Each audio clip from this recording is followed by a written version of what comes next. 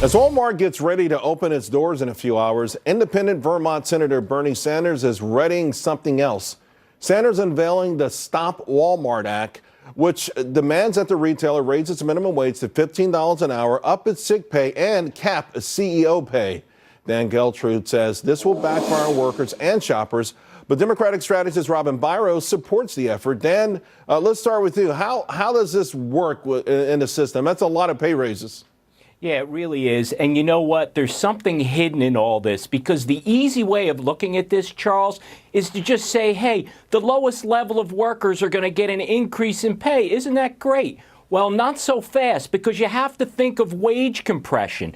So if somebody's making $7.50 an hour, they go to 15. Okay, what do you do with the people that are making 15? Now they go to 30? I don't care if it's Walmart or any other company. You cannot afford to be doubling your wages across the board, Charles. It's not going to work. It's going to lead to inflation. Although, Robin, you can see where Bernie Sanders may feel like he's got a wind in his sails. He proposed the Bezos Act, and right away Amazon upped their minimum wage to $15.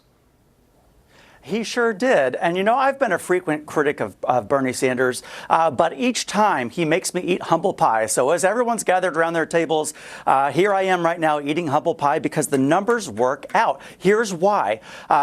When he did that to Amazon, it's because if they were only paying their workers, the federal minimum wage right now is $7.25. Those workers are making so little that's actually below the poverty line. So they're having to use government assistance programs. So then the taxpayers are having to foot the bill. So why not give these people a living wage and get them off of federal assistance programs, Charles? Dan, what do you say to that?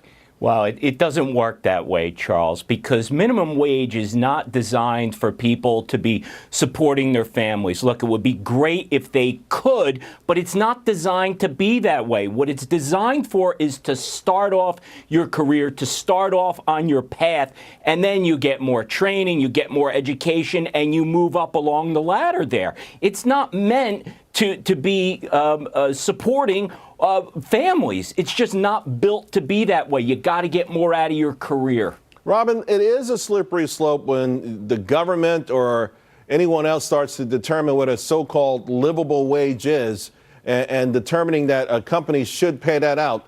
Because if Walmart pays it out, their smaller competitors are going to pay it out. And I think there's been a lot of proof that this backfires because fewer people end up having a job, particularly in those homes where there's a lot of unskilled workers. So you may have a home right now where you have 3 people in the house, working, earning a living, and then one is pushed out. Net, that's not exactly what you're going for, is it?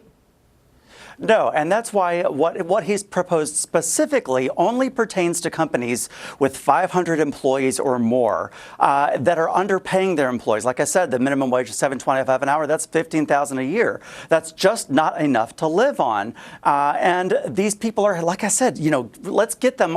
The primary recipients, according to Bloomberg report that they just did, were actually states that supported Donald Trump. I think that Republicans would be in favor of getting these people off of government assistance programs and giving them a livable wage. And I spoke out against this program, but Bernie showed me the numbers. I've reviewed it. It just makes sense, Charles. All right, before you respond, Dan, we do have a response from Walmart I want to share with the audience.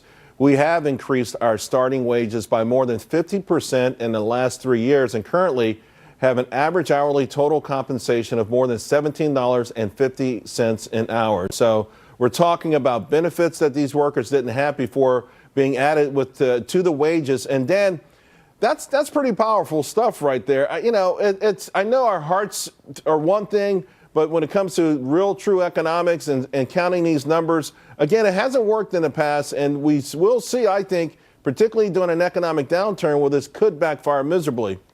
Yeah, right now, listen, Charles, with unemployment so low, you don't have to raise the minimum wage because competition between employers will naturally raise the wages up, so there's no need for this. And keep one thing in mind, there's a boomerang effect to this.